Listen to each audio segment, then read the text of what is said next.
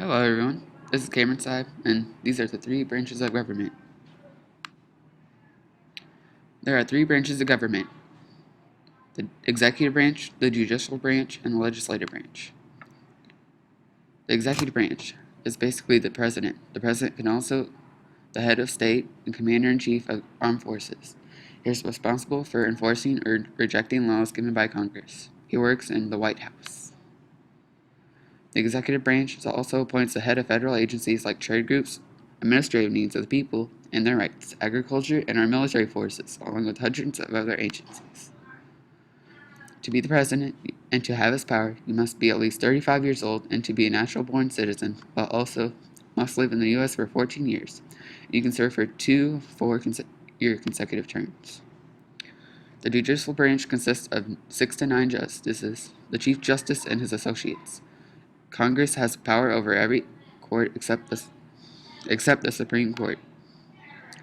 When a justice, you serve as a judge until death or retirement. There are exceptionally bad justices who break the rules and go up against the Supreme Court to be impeached, or they get kicked out formally.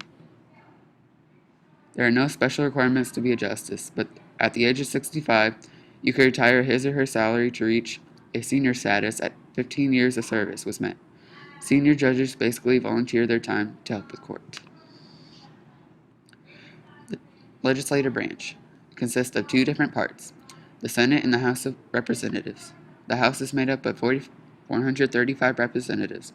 How many from each state depends on their population. The Senate is made up of 50 senators, 2 from each state. They work in the Capitol building.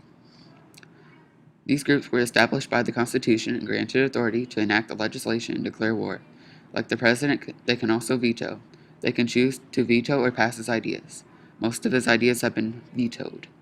They can also elect the president in case of a national tie.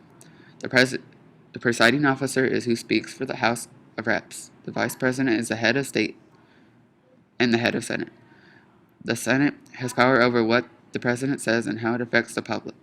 In order to pass a bill, the House and the Senate do a majority vote and then send it to the president to be signed.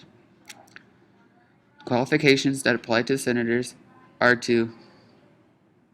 you must be at least 25 years old and have to be residing in the state for 3 years, including a year in their respective counties.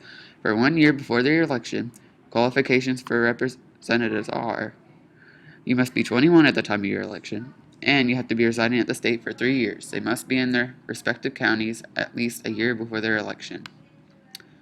Okay, this is it. Thank you guys. Have a good day.